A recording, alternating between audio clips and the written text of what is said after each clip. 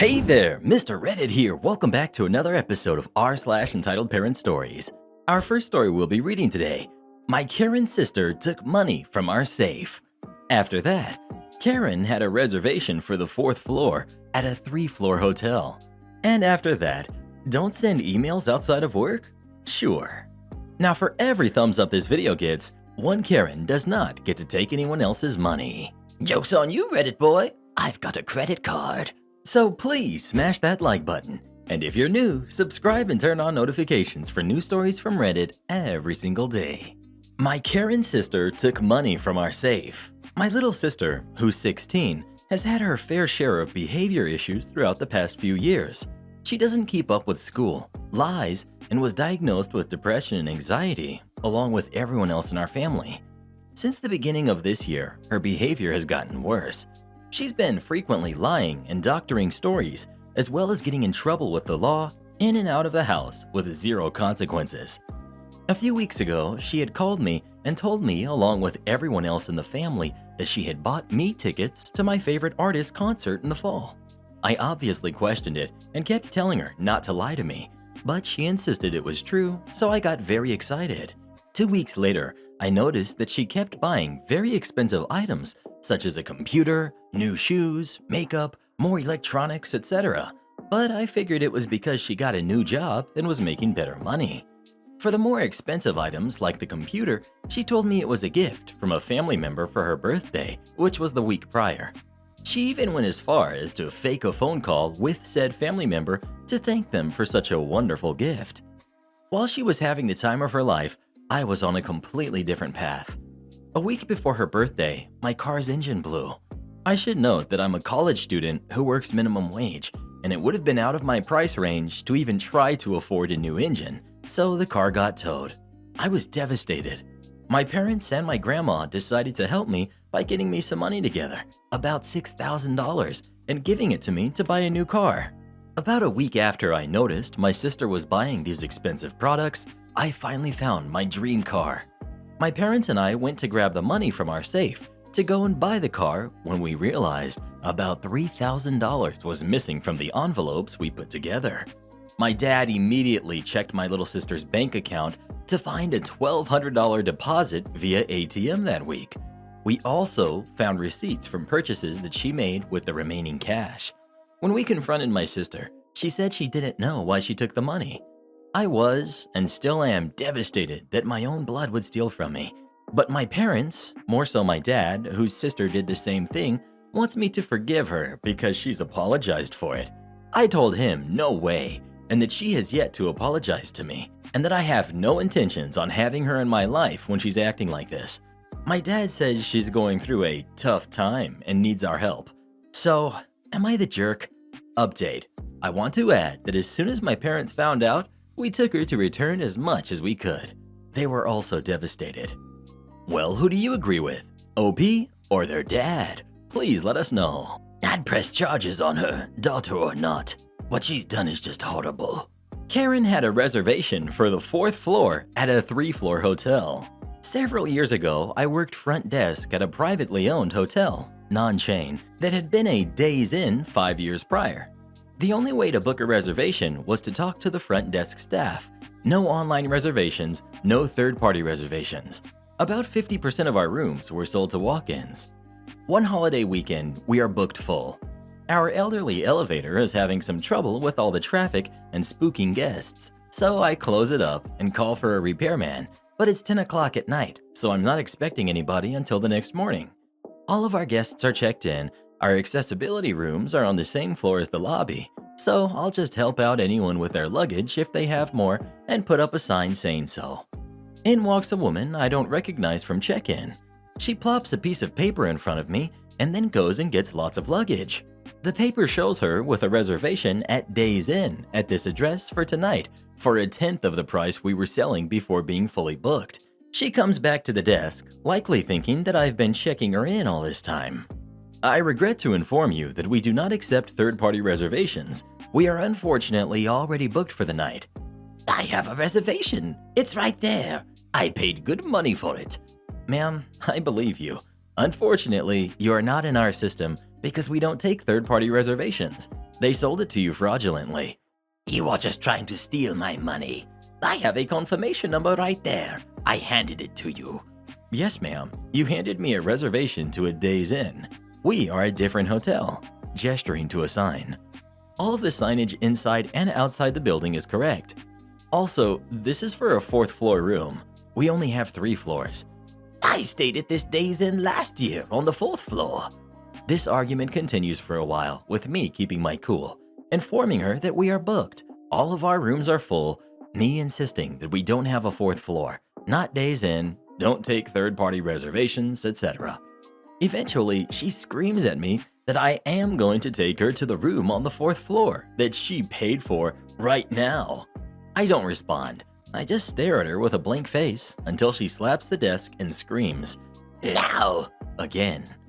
I don't mind making a room key, but I do grab my huge key ring and we both load ourselves up with our excessive luggage and climb the stairs. Once we get to the 3rd floor, I gesture to the 3rd floor sign and tell her it is the 3rd floor. I then use my maintenance key to unlock the door to the maintenance stairs, which are not lit, and she trudges up behind me, not saying anything. I open the door to the tarred roof and walk outside. And here is the 4th floor. I hope it is as nice as the last time you stayed here. I drop her luggage and go down the stairs back to the front desk.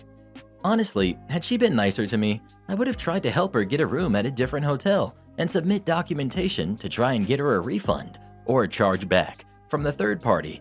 But since she started screaming at me, I left her and her luggage on the roof. Plus, she insisted she had stayed on the 4th floor, so that's what she got. Edit. There was an option at the bottom of the stairs to go straight outside instead of coming by the front desk. I didn't see her again, and she wasn't there when I went to lock the roof back up on my midnight rounds. I'm going to make a couple of clarifications. For people concerned about her safety, this was a flat roof with a 4-foot facade/wall around the outside. It was not open to the public due to it being a tar roof instead of finished, but I took breaks and walked up there occasionally. Speaking of hotels, what was the last hotel you stayed at? Please let us know. Best Western all day, bruh. Don't send emails outside of work? Sure. Backstory. Some of our field agents in my company were taken off the road on full pay during lockdown, but expected to be available for retraining, etc. in anticipation of a return to work. At the beginning of last month, I started scheduling training for agents to return to the field. Before lockdown, these agents worked an 11 to 7 shift, and I usually worked business hours. There were times I'd be around from 7 a.m. or doing something at 9 in the evening though, and generally would respond to an email if I felt it warranted one at the time. During lockdown and retraining, agents were asked to be available during business hours instead for these trainings and not their usual shift. Everyone seemed happy enough to do this upon request. One agent, who can be a serial complainer at the best of times, started whining that he was getting emails outside of his work times, such as around 9 or 10 a.m. instead of 11 a.m. Now, I usually send invites to training, etc., or handouts whenever I get a free second, which could be around 8 a.m. or 8 p.m., depending on if I'm tied up in training sessions or meetings. No agent is obligated to check and or respond to anything outside of their work hours. However, it's more so it's in their inbox when they log on. A Teams invite went out about 9 a.m. for a training exercise 2 days later, as I wanted to keep scheduling ahead of myself and give the guys as much notice as I could. Serial complainer went to HR and said he has a right to disconnect. HR explained that he was under no obligation to read or reply to any of these emails as his shifts were 11 a.m. to 7 p.m. Remember, the shift is actually 11 a.m., but all agents were happy to work to a different schedule during training and finish at 5 p.m. instead. HR requested that this agent not receive emails outside of their contracted hours due to their complaint and right to disconnect. I said sure, no problem. Cue malicious compliance. I sent an email out at 9 p.m. 2 days later with some new information about some of the products that was due to be added the next day. This had only come via the client about an hour before. Agents were all now back to the 11 a.m. shift, and I wanted to have the information as soon as possible, as I had AL booked for the next day. I had left Serial Complainer out as per his request and had scheduled his email to send at 11 a.m. Serial complainer then sent an email to me after receiving the email, whining that he hadn't been given adequate notice of the new information. My out of office was on as I was AL. Serial complainer then called my work mobile and left a voicemail asking me to run through the product set with him. I didn't have my work phone on as, AL.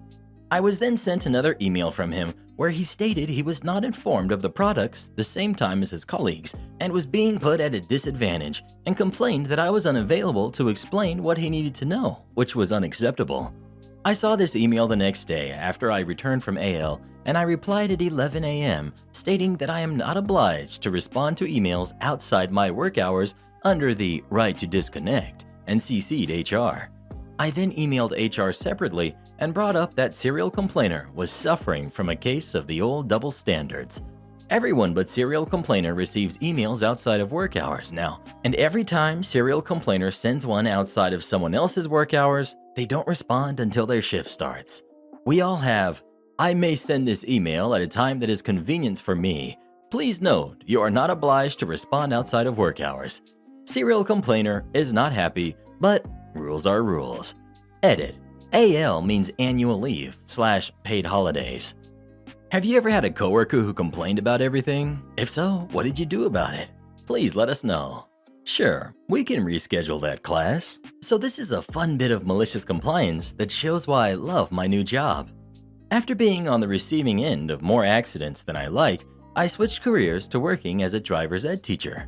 I'm fairly easygoing, but there is one aspect of any job I have that is a bottom line. My time is my time. If I'm off the clock for any reason, then I don't work. So if your class is scheduled for 5:45 and you show up at 5:30, when I start my break, I'm not going to do anything. Most parents understand that after the scare of kids that don't understand not stopping on train tracks, that you go counterclockwise through roundabouts.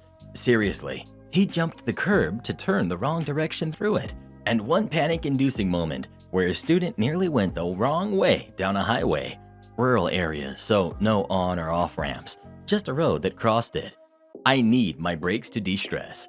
If they show up early and I say I'm on break, they nod and wait, most of the time.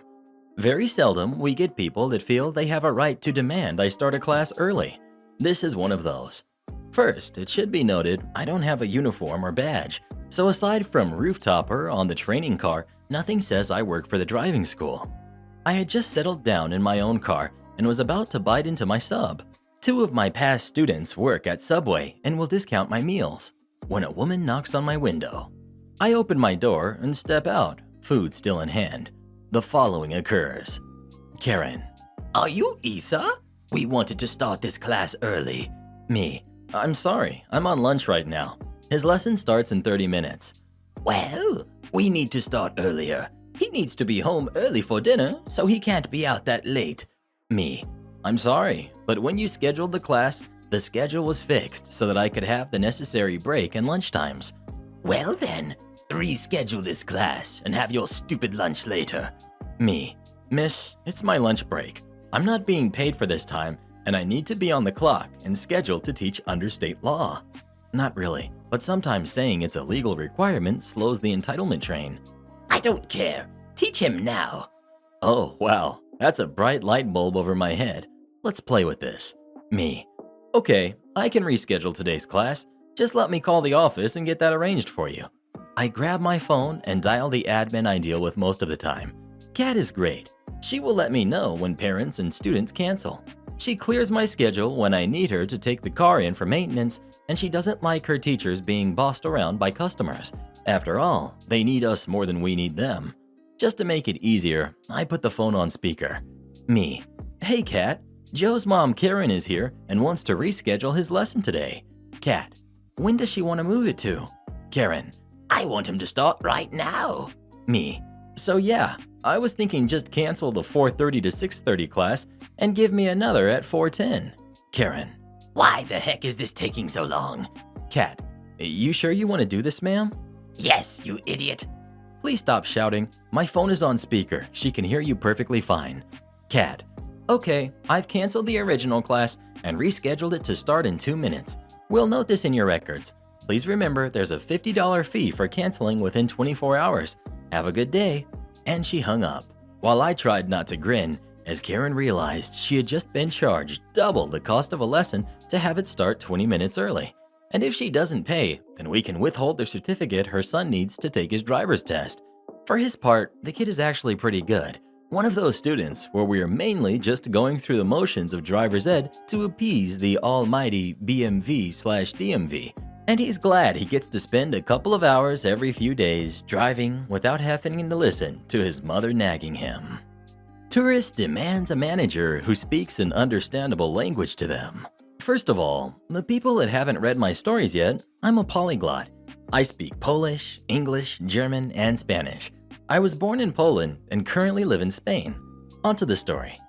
Back in the days when I used to work as the head waiter in a restaurant/bar in Spain, and in the absence of my boss or manager, I was in charge.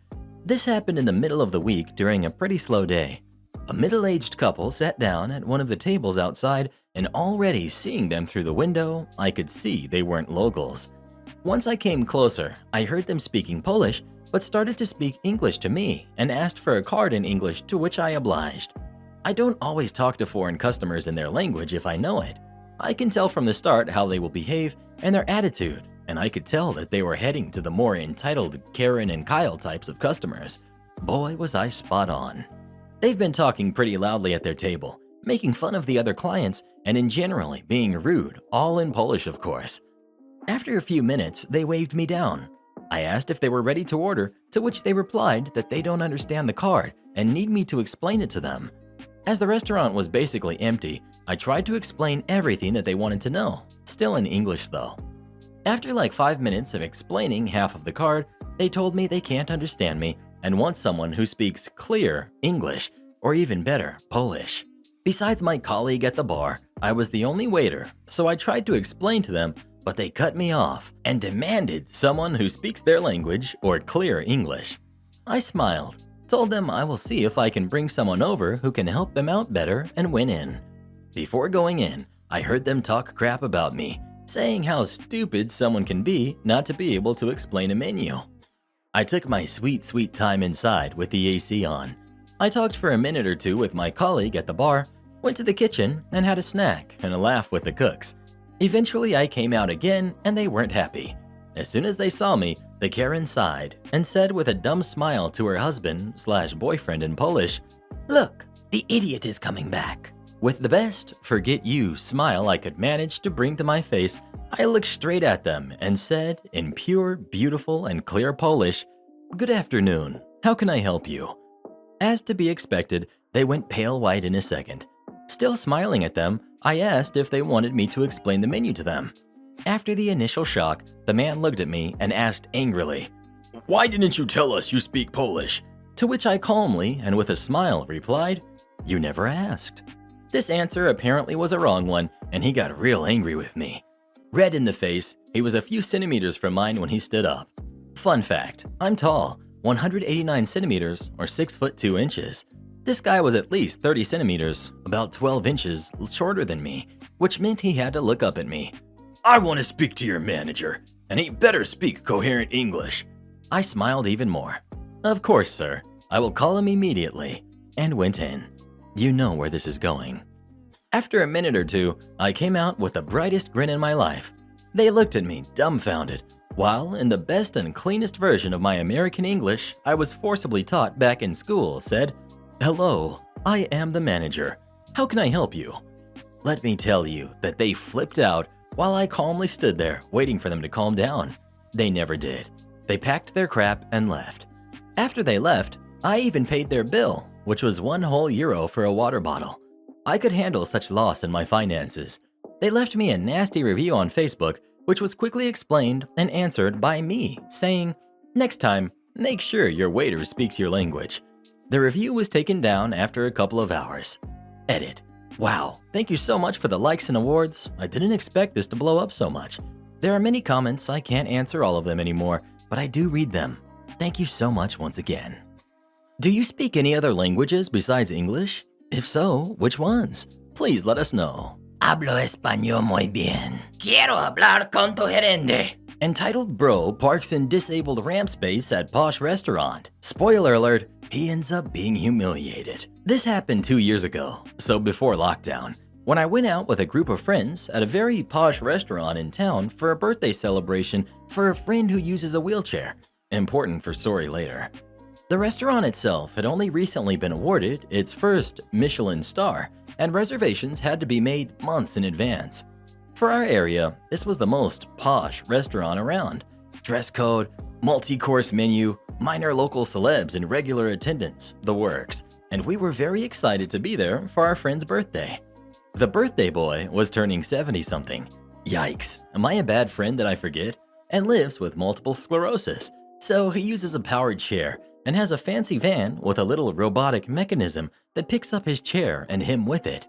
For him, leaving the house at all is a painful ordeal, but when it was this restaurant, it was worth it.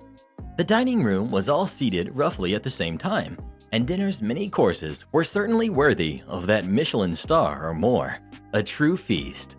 As we began to leave and got out of the front door, we could all see that the restaurant's small parking lot was quite full, and in the no parking zone/loading ramp of the disabled spot my friend's van was parked in was a brand new souped-up hot rod, parked literally inches from the van's sliding door, so there was no way that he could get in. My friend was in tears and worried. He's sensitive and quiet, and so am I generally, until you hurt someone I love. I marched back inside the restaurant and yelled at the top of my lungs to the assembled restaurant, "Who parked illegally in a disabled loading zone?" Everyone looked up, but nobody moved. I yelled again, "Who parked blocking a disabled ramp? Someone in a wheelchair is now blocked in. The police are on their way to tow your car." Everyone began exchanging murmurs and glances, and finally, a young jerk bro got up from his table where a beautifully dressed woman sat, his mortified date. He ran out with his keys, but said loudly enough for people to hear, "They told me it was okay. I couldn't park my car in just any spot." My friend's wheelchair had by now also motored into the restaurant's front door, and his quiet voice spoke up loudly enough for everyone to hear, "It's never okay. You were very wrong."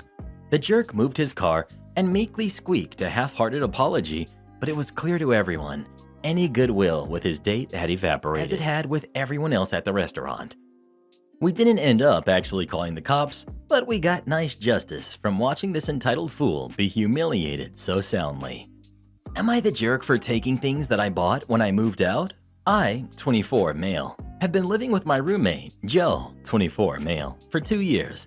We both agreed when we moved in together that this was a temporary arrangement and we would move out after we raised money and set our sights on new houses. Not too long after we moved in, I bought a few nice new things for our communal kitchen.